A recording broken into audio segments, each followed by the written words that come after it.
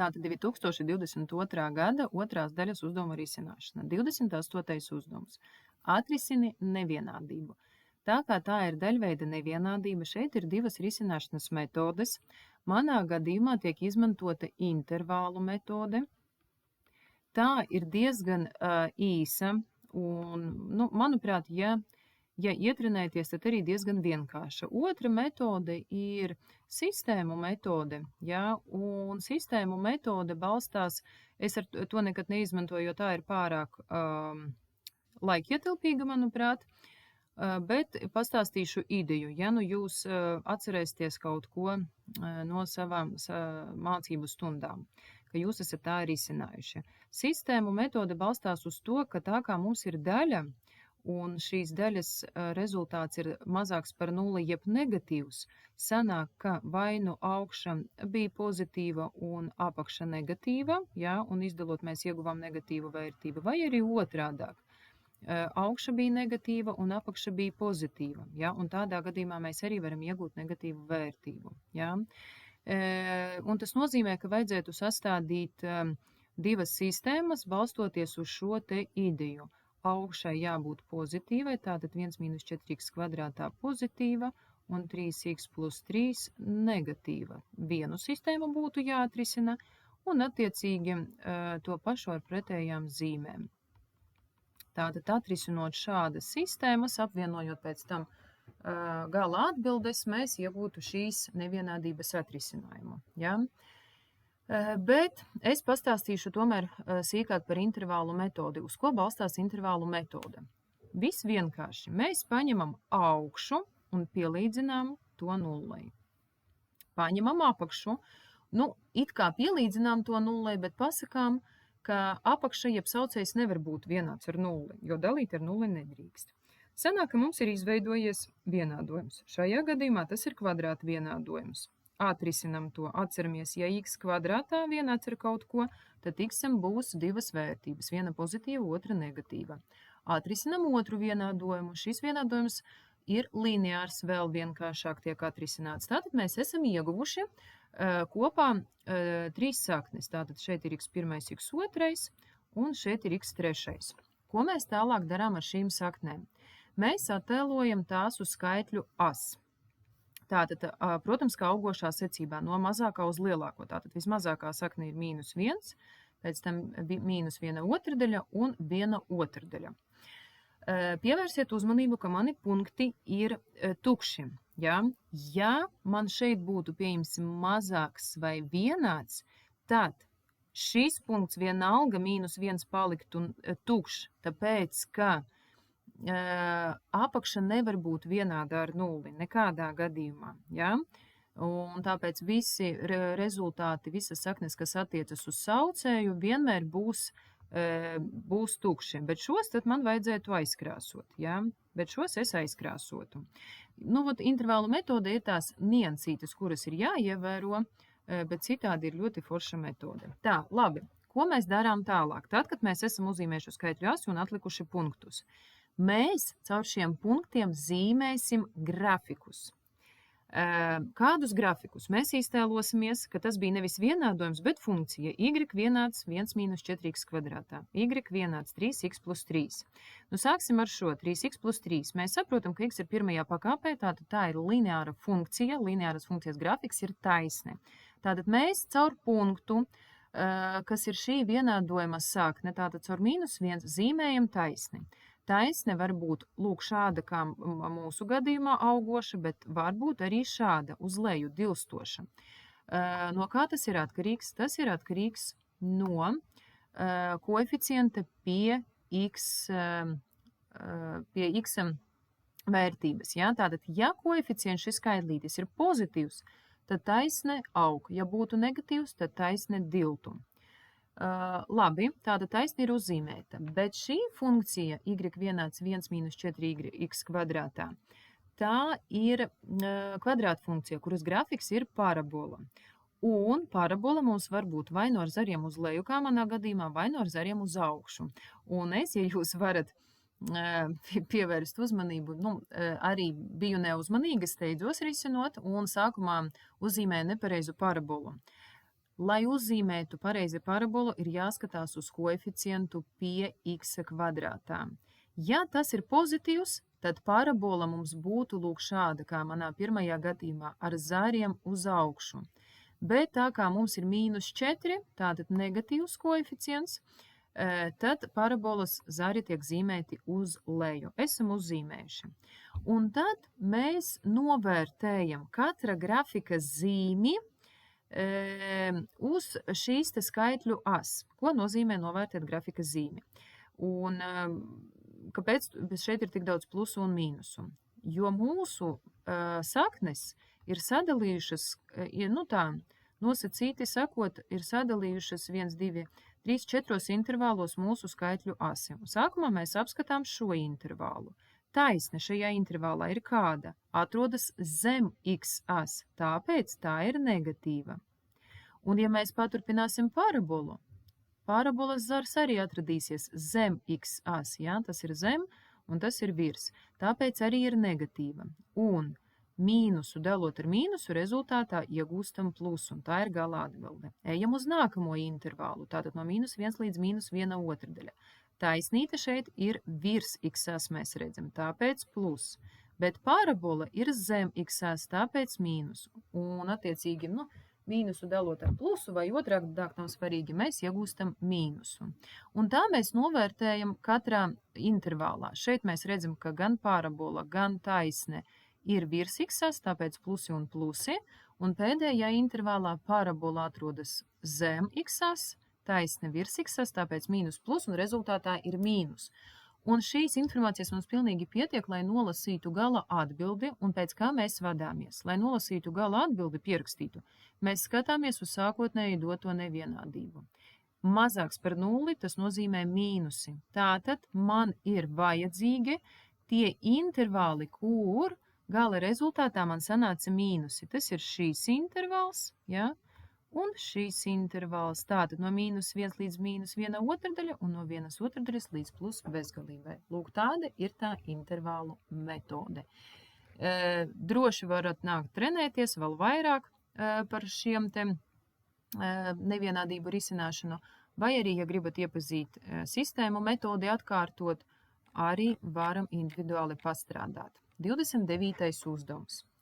Paralēlas taisnes AC un BD krusto OX asi punktos A un B. Tas ir dots A un B.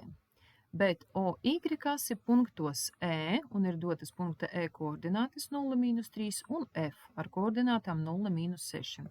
Zināms, ka punkta C ordināte, tas nozīmē Y as. Ja? Ir 3, kur te ir tas parādīts, koordināti ir 3. Un taisnīgi trīsstūris ABC, trīsstūra laukums ir 9 vienības. Kur man tas ir atzīmēts, ja? To es pati atzīmēju, ka S ir vienāds ar 9. Nosiki taisnes BD vienādojumu. Tātad kur ir taisne BD, un mums vajadzētu uzrakstīt tās vienādojumu. Pieņemsim formātu Y vienāds kā X plus B. Tātad ir jānoskaidro, cik ir tas K un cik ir tas B. Tātad tas ir mūsu galvenais uzdevums. Jūs atceraties, jums būtu jāzina, ka formulu lapā, tur, kur ir taisnes, tur, kur ir sadaļa taisnes vienādojums, pati pirmā formula ir formula, kas ļauj sastādīt taisnes vienādumu, ja ir doti punkti, caur kuriem iet šī taisne. Ja? Un attiecīgi uz šo te formulu es arī balstos šī uzdevuma risināšanā. Ko tas nozīmē? Tas nozīmē, ka man ir jānoskaidro šie te punkti B un D, ja? Bet tikpat labi varētu noskaidrot arī, pieņemsim, B tikai vai tikai D, jo F punkts mums ir dots, ja? Un viennozīmīgi, ka visi šie punkti atrodas uz taisnes, un man vajadzīgi jebkādi 2 šīs taisnes punkti. Labi, ko tad es piedāvāju šajā te uzdevumā? Es piedāvāju sākt ar to laukumu. tā kā ABC ir taisleņķa trīsstūris, tad tā laukums aprēķinās pēc formulas kateta reiz kateta dalīt ar 2. To es arī šeit rakstu. Tātad AB reiz BC dalīt ar 2 būs vienāds ar 9. BC man ir zināms, ja? Tāpēc es BC vietā rakstu 3, un man sanāk vienādojums ar nezināmo AB, kuru es arī aprēķinu. Tātad es esmu noskaidrojusi, ka AB ir 6 vienības garš. Labi, tālāk. Es pamanu, ka trīsstūris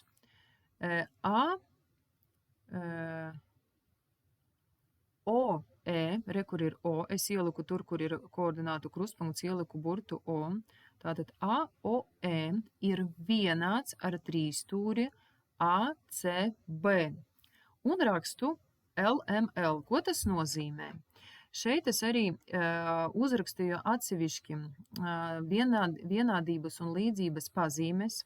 Tā kā es rakstu, ka tas ir vienāds, tad man būtu jāpamato, ka leņķis, mala leņķis, tas nozīmē, ka divi leņķi ir vienādi, un mala starp šiem te leņķiem arī ir vienādas abos trīsstūros. Tas nozīmē mala, visas trīs malas ir vienādas, vai MLM, tas nozīmē, ka divas malas ir vienādas, un leņķis starp šīm malām arī ir vienāds. Ja? Tātad, ja es pamatoju vienu no šīm te pazīmēm, tad es varu apgalvot, ka trīsstūri ir vienādi. Un šeit es arī jums uzrakstīju līdzības pazīmes katram gadījumam, jo līdzības pazīmes biežāk tiek izmantotas nekā vienādības pazīmes. Tātad divi leņķi ir vienādi, mala leņķis mala.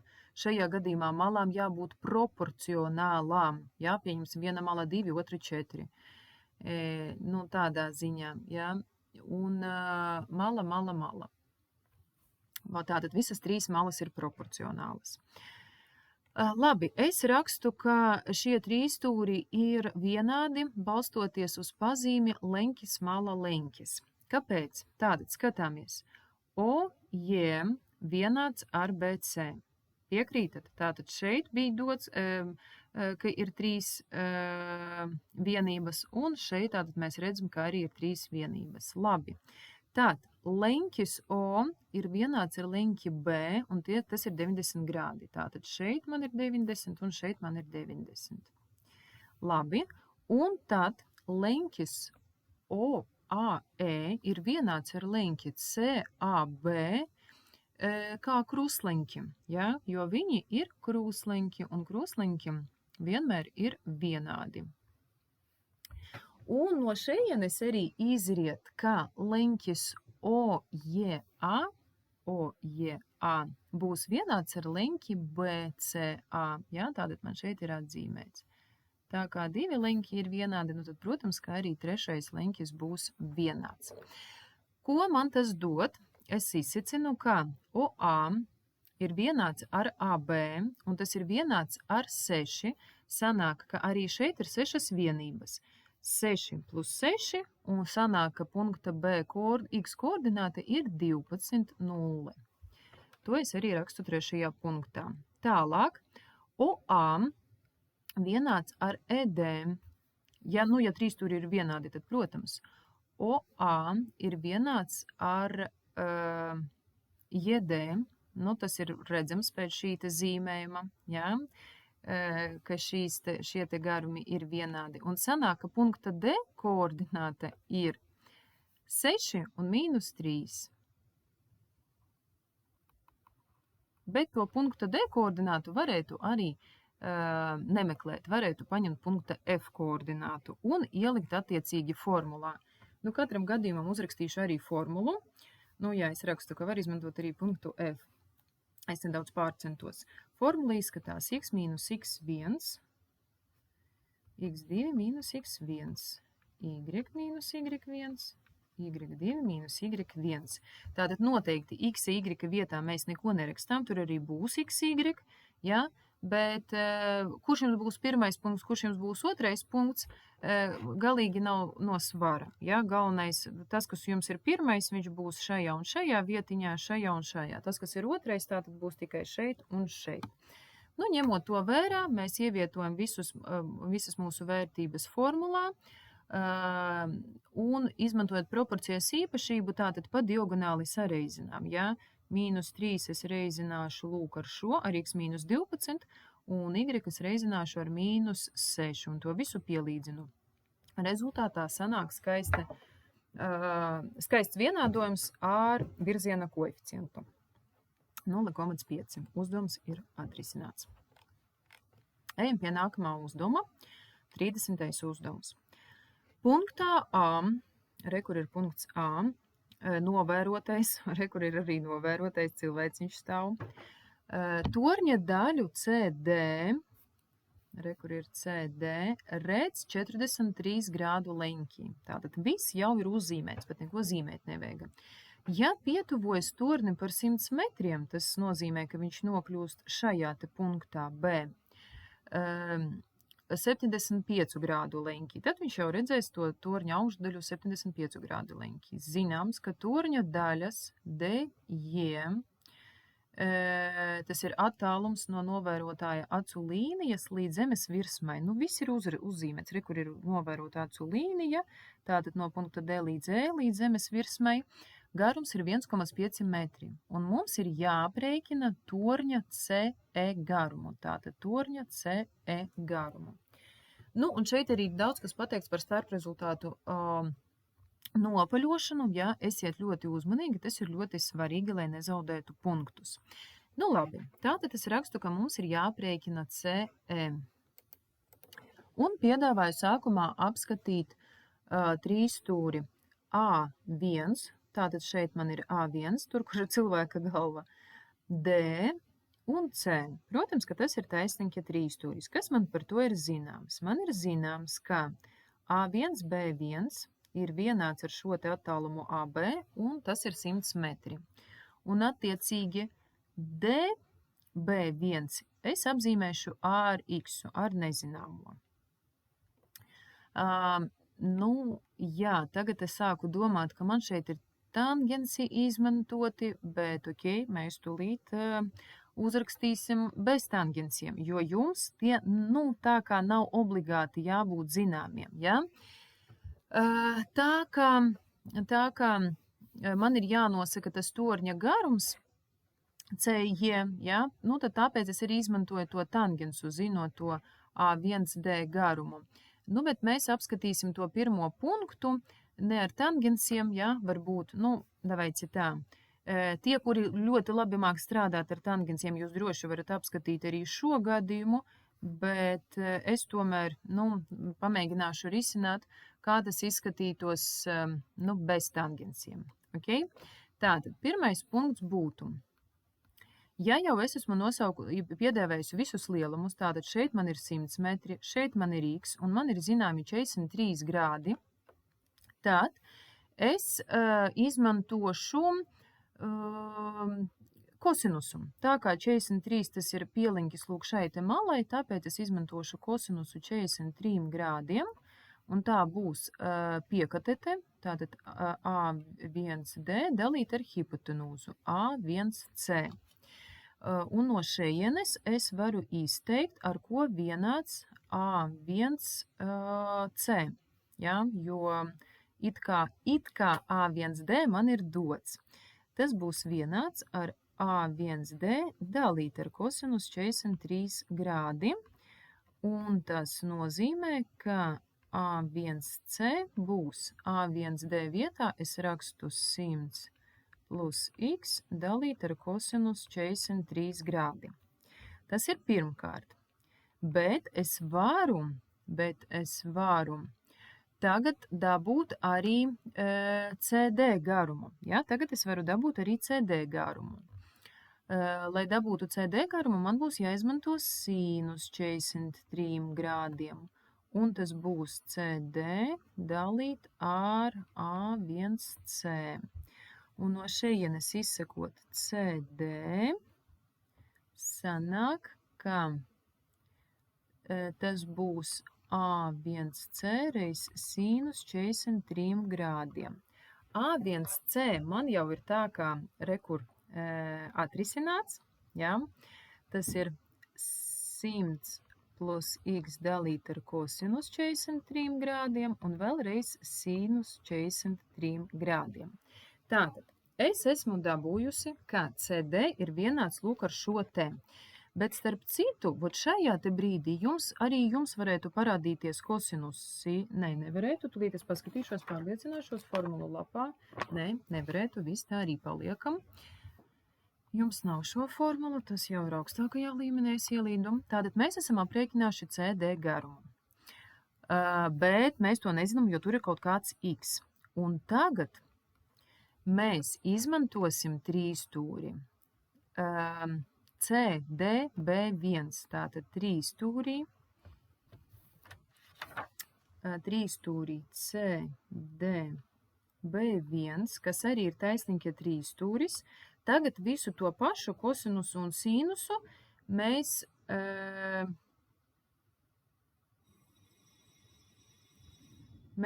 izdarīsim ar šo te leņķi 75 grādi. Tātad sākumā man bija kosinus, un šoreiz tas būs kosinus 75 grādiem. Tātad kosinus tā ir piekatete, es rakstīšu, labi, dB1, tātad dB1 dalīt ar B1C, un no šejienes